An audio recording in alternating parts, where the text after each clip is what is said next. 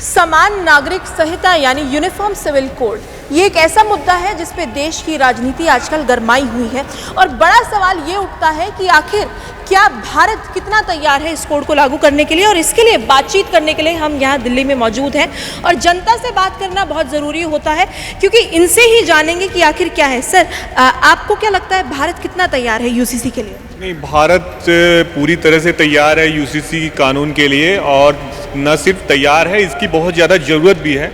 ये कानून लागू हो जाना चाहिए था आज के 10-15 साल पहले, क्योंकि इस कानून के लागू न होने से कितनी सारी विसंगतियां देखने को मिली, कितने अपराध हुए। आप देखिए कि आज हमारे देश में ऐसी स्थिति है कि अभी प्राइम मिनिस्टर ने भी जिक्र किया कि एक ही घर में किसी युवा के लिए अलग कानून है और कोई स्त्री है तो उसके लिए अलग कानून है, किसी के लिए अलग कानून है। ये कौन सा देश है? यहाँ पे एक हम समानता की बात करते हैं, हम सेक्युलरिज्म की बात करते हैं तो सभी समान हैं। स्कूल कॉलेज में ड्रेस भी लगते हैं तो यही सिखाया जाता है बच्चों को कि एक समान भाव। सर, विपक्ष का ये कहना है कि 24 से पहले ये समानता की भावना कैसे आ जाती है? नहीं, ऐसा कोई नहीं है। ये तो पहले से जिक्र हो रहा था। 3 तलाक का और धारा 370 हटाने का जिक्र किया था बीजेपी ने घोषणा पत्र में, उसको हटाया। तो अब यूसीसी भी है। ये चुनाव से इससे न जोड़ें, क्योंकि चुनाव तो इस देश में होते रहते हैं। अभी 4 राज्यों का चुनाव है, फिर लोकसभा आ जाएगा, तो विपक्ष का तो काम ही है उंगली उठाना। वो तो अपने समय में कुछ कर नहीं पाए, अब उनको राजनीति करना है। राजनीति के तहत वो मणिपुर चले जाते हैं, राजनीति के तहत वो कहीं अमेरिका में जाके। लेकिन मोदी जी भी तो अमेरिका का दौरा करके आ जाते हैं, लेकिन मणिपुर नहीं दिखते।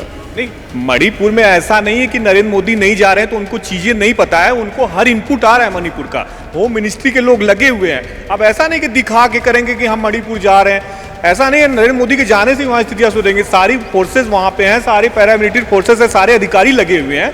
वो किसी को दिखाने की जरूरत नहीं है। हाँ, विपक्ष दिखा रहा है, विपक्ष यूसीसी को जोड़ रहा है चुनाव से, ऐसी कोई बात नहीं है। चुनाव तो इस देश में होते रहते हैं। यूसीसी लागू होना चाहिए, यूसीसी की जरूरत है और हम एज ए नागरिक सरकार का धन्यवाद करते हैं कि यूसीसी लागू करने की सोच। सर, आपको क्या लगता है, आपके हिसाब से भारत कितना तैयार है यूसीसी के लिए? आना चाहिए या नहीं आना चाहिए? बिल्कुल आना चाहिए। और ये तो बीजेपी का शुरू से काफ़ी मुद्दा रहा, 370 राम मंदिर हो, ये मुद्दा भी अवश्य मतलब बीजेपी कर सकते और कोई करेंगे। ये विपक्ष वाले भरम फैलाएंगे, कोई वोट बैंक राजनीति कर और कुछ नहीं कर बस की। सर, 24 से पहले एकदम से यूसीसी का आना आप बीजेपी का मैनिफेस्टो में शुरू से है। ये 3 मुद्दे बहुत फेमस थे और ये होकर रहेगा, करेगा। मतलब बीजेपी छोड़ने वाली नहीं, जिस चीज़ को पकड़ती है वो चाहे टाइम लगेगा। राम मंदिर का आप देख लीजिए, कम से कम 20 साल से उन्होंने मूर्ख बनाते हुए जनता, लेकिन बीजेपी जो कहती है वो करके ही दिखाती है। ओवैसी का कहना है कि मुसलमानों के लिए ये एकदम ये ठीक नहीं है, उस पर आप क्या कहना चाहेंगे? नहीं, मुसलमानों के लिए फायदेमंद है ना, सबके लिए है। क्योंकि देखो, कुछ संपत्ति का अधिकार मिलेगा, शिक्षा मतलब जितने भी अधिकार हिंदुओं को उतना मुसलमानों को मिलेंगे,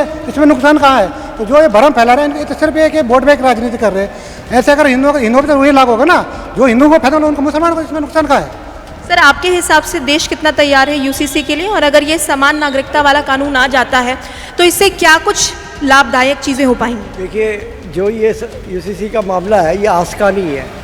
ये अपने जो भीमराव अम्बेडकर जी थे उसके टाइम पे भी लिखा हुआ है और उसमें भी, और सुप्रीम कोर्ट भी ये चाह रहा है कि इसको जल्दी से सर, मामला पुराना है पर सियासत एकदम से क्यों? तो हमेशा करेगी ना। उनके पास है क्या कोई मुद्दा है? उनके पास कुछ सोचने का लिए नहीं है।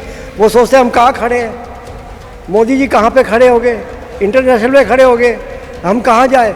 तो कुछ तो होगा। तो जब हमारे अंदर कमी होएगी तो हम कहीं ना कहीं उल्टी सीधी बात ही तो करेंगे। सर, कितना तैयार है देश यूसीसी के लिए? हमारी समझ से 70% यूसीसी के लिए रेडी है। सर, फिर कब तैयार होगा देश आपके हिसाब से? अगर अभी 70% है, % कभी नहीं हो सकता, कभी हो ही नहीं सकता। और 70% बहुत है और यूसीसी लागू होना भी चाहिए। सर, अगर समान एक एज सेट की जाती है, सर अगर समान एज सेट की जाती है यानी पुरुषों महिलाओं की किसी भी धर्म के लिए, तो उसमें क्या दिक्कत है? क्या मतलब?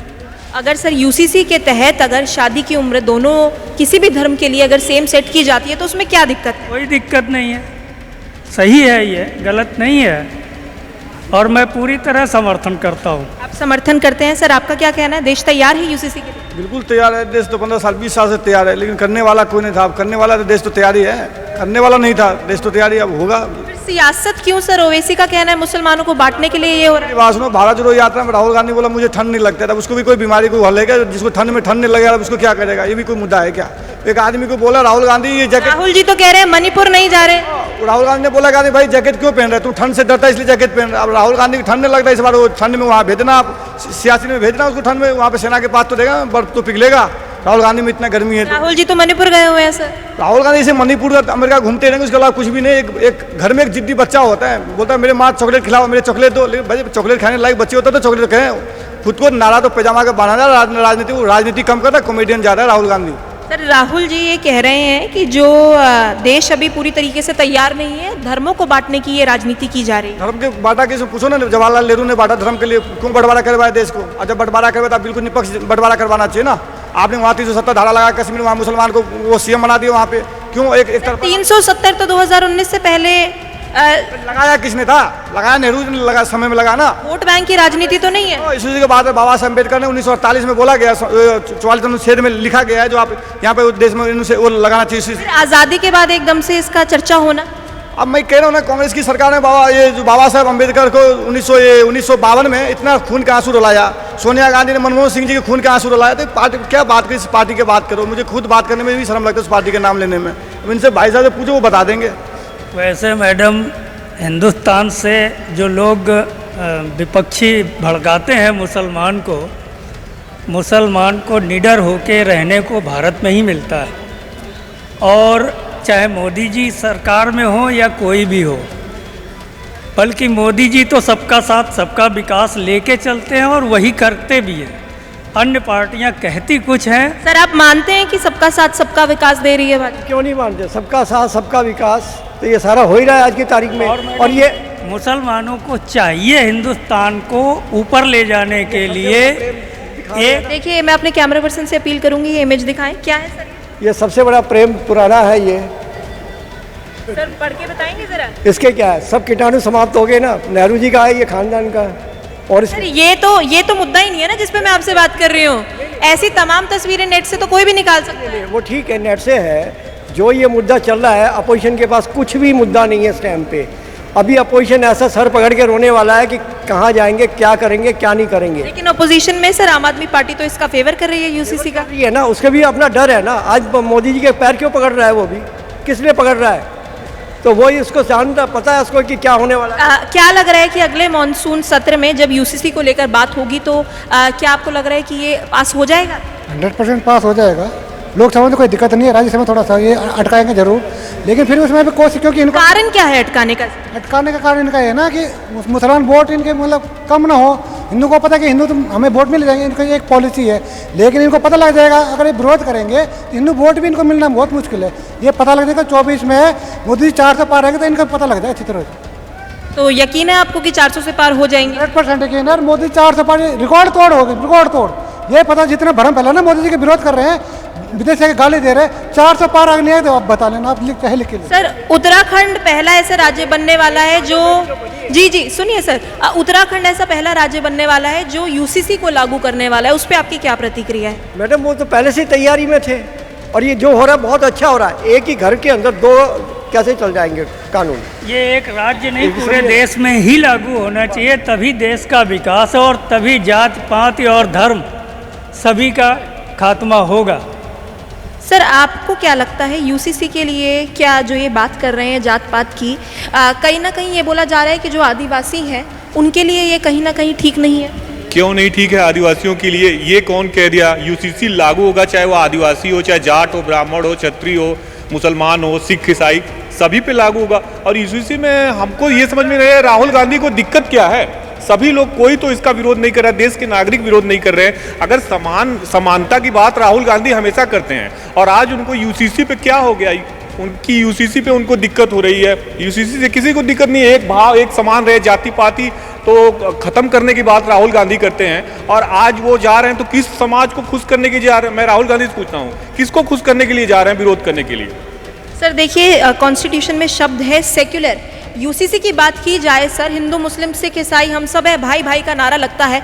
तो आपको क्या लगता है सर कि देश कितना तैयार है यूसीसी के लिए? आप मानते हैं आना चाहिए? आना चाहिए। क्यों सर? आना चाहिए, सभी को फायदा है इसमें।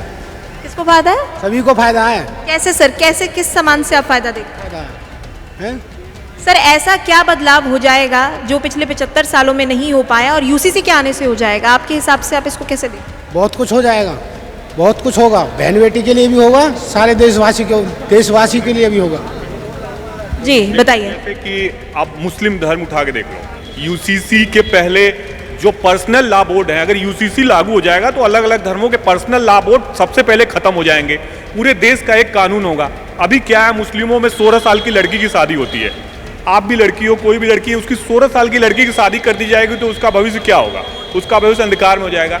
जब यूसीसी लागू होगा तो हमारे मुस्लिम समाज की जो बहनें हैं, बेटियां हैं, उनको मौका मिलेगा पढ़ने का, हायर एजुकेशन लेने का, तो उनकी शादी 16 साल के बजाय 23 साल में होगी, तो उनके लिए ये बेहतर है। अभी क्या होता है कि उनकी शादी कर दी जाती है, मुस्लिम पर्सनल लॉ बोर्ड इसकी इजाज़त देता है, तो कहीं ना कहीं ये नरेंद्र मोदी की सोच है कि हमारी बेटियां पढ़ें, बेटियां बढ़ें, तो ये एक फ़ायदा होगा। सिख धर्म में अलग लॉ है। सिख धर्म में ये ऐसा देखा जाता है कि बेटी का जो हक होता है उस पर अधिकार नहीं होता संपत्ति पे।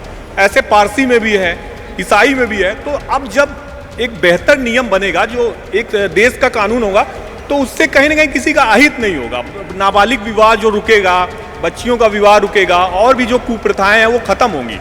ठीक है, तलाक के जो नियम हैं, आप देखिए मुस्लिम समाज में बहुत ज़्यादा विसंगतियाँ थी, तो ऐसे ही तलाक के अलग अलग, ईसाई में अलग है, पारसी में अलग है, हिंदू में अलग है। सर ये भी कहा जा रहा है कि जब क्रिमिनल लॉ अलग नहीं है तो सिविल क्यों ना हो?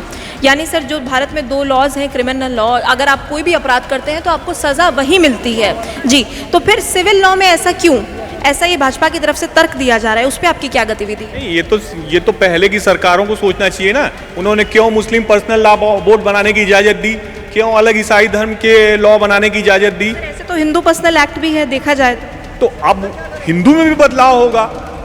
कहने का मतलब एक समान नागरिक अगर संहिता हो जाएगी यूसीसी, तो उसके लिए सभी बेहतर हैं और ये विवाद खत्म हो जाएंगे। जो आपस में विवाद चलते हैं, वो बोलते हैं मुस्लिम धर्म के लिए हमारा अलग पर्सनल लॉ बोर्ड है, हम उसी से विवाह करेंगे, 16 साल की लड़की से विवाह कर लेंगे या जो भी, तो ये कहीं ना कहीं एक देश में वैमनस्यता पैदा करने वाला होगा। तो देखिए साफ तौर से यहाँ जनता की यही मांग है कि यूसीसी का पूर्ण समर्थन किया जा रहा है और ये कहा जा रहा है कि अगर यूसीसी आ जाता है, शादी, प्रॉपर्टी, डिवोर्स जैसी चीज़ों पे समान कानून बनेगा। इस बात से फ़र्क नहीं पड़ेगा कि आप कौन से धर्म से हैं, लेकिन इस आगे की प्रतिक्रिया को जानने के लिए ये देखना ज़रूरी होगा कि मानसून सत्र में आगे इसकी क्या प्रक्रिया रहती है। मैं शुभ कैमरा पर्सन दीपक के साथ, हिंदी खबर, दिल्ली।